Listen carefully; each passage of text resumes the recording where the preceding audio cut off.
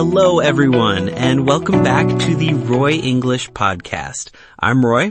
And I'm Lily. We're so happy you're here to learn English with us today. Today, we have a super useful episode for you. We're going to learn 10 essential English phrases for describing past experiences. These are phrases you'll use all the time in everyday conversations. That's right, Roy. Whether you're telling a story, sharing a memory, or just talking about something that happened, these phrases will help you sound more natural and fluent. Exactly. And for our listeners, you can find today's vocabulary list in the video description below. It's a great way to review what we cover today. So let's dive in and start learning how to talk about the past like a native speaker. All right. Our first phrase is once I. This is a great way to start telling a story about something that happened one time in the past. Yes, it often means on one occasion or at some point in the past. It's like saying, there was a time when I... Exactly. For example, once I visited Japan, I fell in love with the food.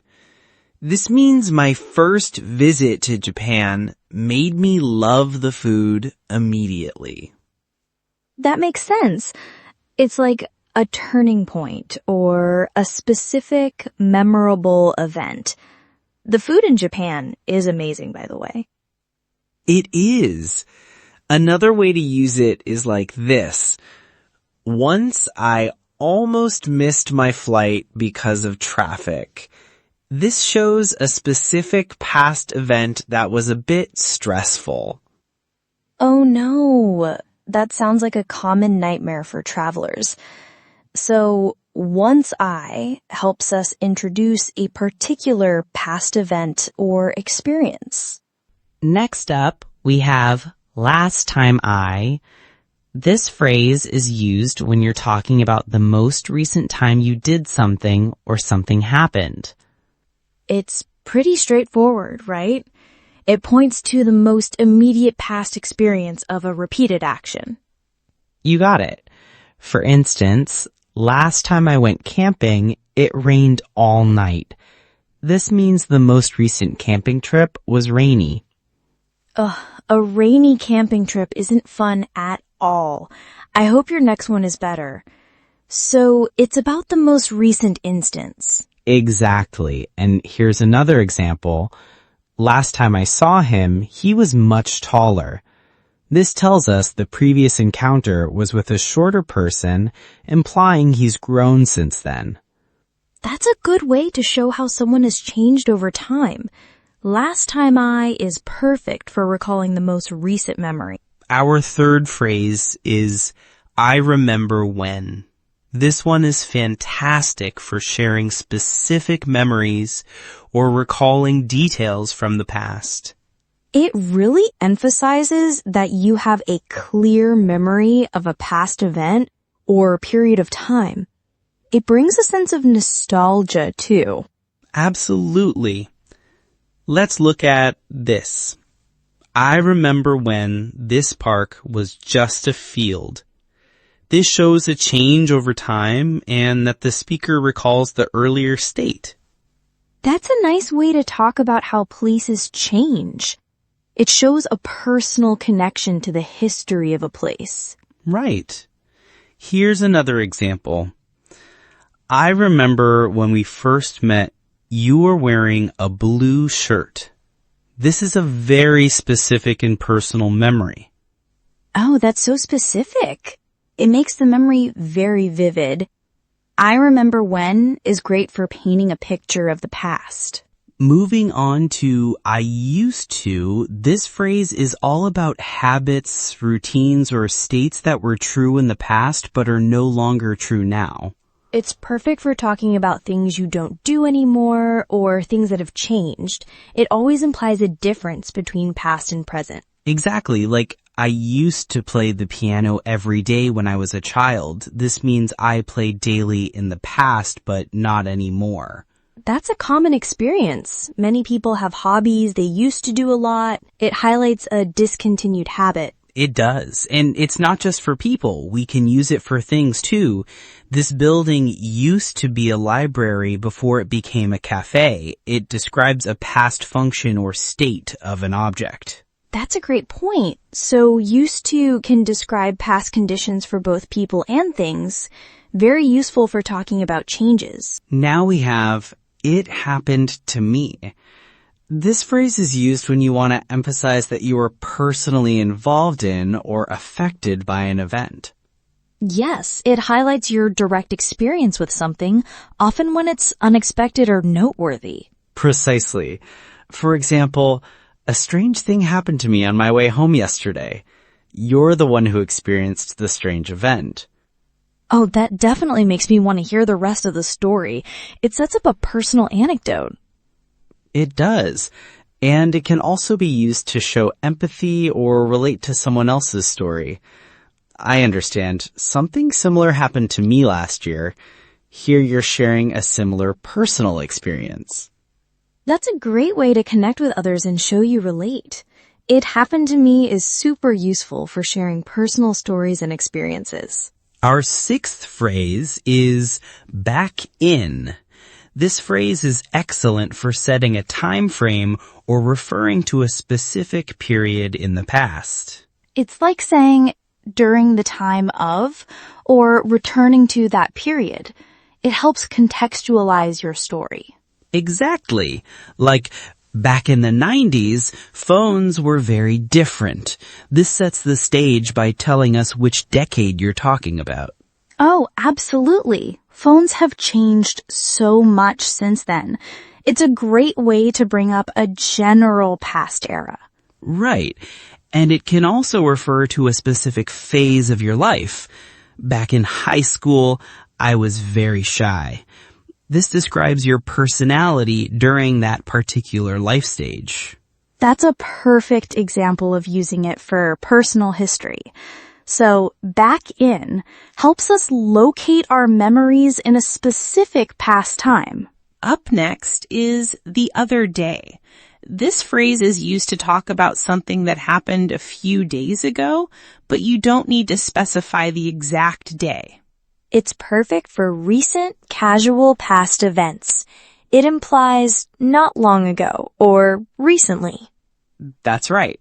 For example, I saw your brother the other day at the supermarket. This means it wasn't yesterday, but it wasn't weeks ago either. Oh, really? I'll have to ask him about that. It's great for sharing a small, recent piece of news or observation. It is. Here's another one. The other day, I finally finished reading that book you recommended. Again, a recent action without needing a precise date. Fantastic. I hope you liked it. So the other day is perfect for casually mentioning something that happened recently. Our eighth phrase is a long time ago. This is a classic phrase for referring to events that happened in the distant past. Yes, it emphasizes that a significant amount of time has passed since the event occurred. It often opens up historical or very old personal stories. Exactly. Like, a long time ago, people traveled everywhere by horse. This takes us back to a historical period. That's a great example for talking about history or how things used to be in general. It really sets the scene for a historical fact. It does. And it can also be personal. I learned to swim a long time ago, but I still love it. This means the learning happened many years ago, but the skill remains. That makes sense. It highlights something that happened far in your past but is still relevant now. A long time ago is perfect for those ancient memories. Next we have, I'll never forget. This powerful phrase is used to express that a memory is so significant or impactful that it will always stay with you. It truly conveys a strong emotional connection to a past event. It's about a memory that is deeply etched in your mind. Absolutely. For example, I'll never forget the day I graduated from college. This signifies a highly important and memorable life event. Graduation is definitely a day many people cherish forever. It's a milestone. This phrase conveys that sentiment perfectly. It does. And it can also be about a feeling or an action. The kindness they showed me, I'll never forget. This expresses lasting gratitude or impact. That's a beautiful way to show appreciation. So, I'll never forget is for those truly unforgettable moments or feelings. Our last phrase for today is, I've tried that before.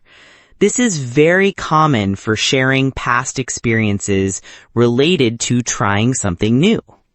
It tells someone you have prior experience with a particular activity, idea, or method. It implies you know what it's like. Exactly. Like, you want to bake bread? I've tried that before. It's fun. You're sharing your positive experience and encouraging them. That's a friendly way to offer advice or share your take on an activity. It tells them you have direct knowledge. It is, but it can also be negative or neutral. That new diet plan? I've tried that before, but it didn't work for me. Here you're sharing a past attempt that wasn't successful for you. So it can be about both successful and unsuccessful attempts. I've tried that before is super useful for giving your personal opinion based on experience. And that wraps up our 10 essential English phrases for describing past experiences. We covered a lot of ground today, Lily. We certainly did, Roy. From specific memories to general past habits, these phrases will definitely help our listeners talk about their lives. I hope everyone found this episode helpful. Remember, practice is key. Try using these phrases in your conversations this week. Absolutely. And don't forget to check out the vocabulary list in the video description for a quick review. Thanks for tuning in to the Roy English podcast. We'll be back soon with more English lessons. Until next time, keep practicing. Goodbye, everyone, and happy learning.